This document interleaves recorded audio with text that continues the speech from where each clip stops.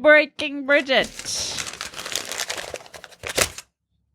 That's how I feel about this week's Breaking Bridget. Sarah Silverman is about to have a nervous breakdown, and she's jumping on the politically homeless bandwagon. Oh, welcome. Even though a year ago I would be a Nazi and a grifter, and suddenly everyone's on this bandwagon.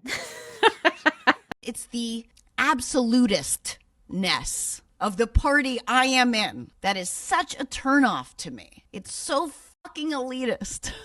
For something called progressive, it allows for zero progress. It's a tough balance for me because on the one hand, I welcome anyone because I know what it's like to wake up. It happened to me when I was like, whoa, what the hell is happening? Because I came out of essentially a 20-year blackout, stumbled into the culture wars online, and then realized that the party that I grew up with wasn't the party that I was witnessing anymore. Mm-hmm. And that was a hard thing to come to terms with. It was even harder being in Hollywood. I lost my job at Playboy, all kinds of fallouts with friends.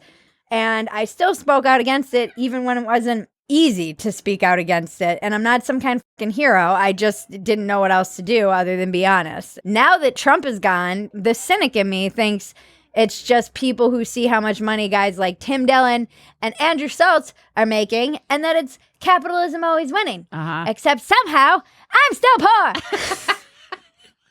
Bridget makes 72 cents to every $10 This is Tim just Dillon evidence. and Andrew Schultz get.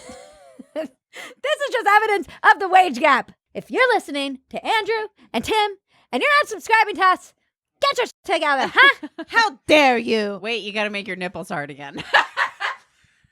It's like, are people coming out and being like, oh my God, you're so brave for speaking out against this? And it's like, I know, Sarah. Everybody's like, oh my God, she's so brave. I'm like, I was called a Nazi and a grifter. Don't call me brave.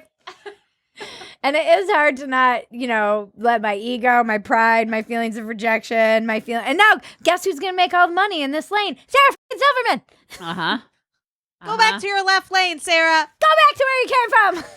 So I'm happy to see people waking up, but it is bittersweet, obviously. And it is one of those things where you're like, where are my accolades? Right, you're like, I coined a term for this. I made a T-shirt about this very thing. I wrote a whole freaking thing called the Battle Cry of the Politically Homeless 2 years ago. Yeah. And nothing. No. You should add Sarah Once Silverman again, on it. ignored and overlooked by the cool kids. It's just my destiny. I mean, on one hand, I don't blame them. Look at that. Can you blame them?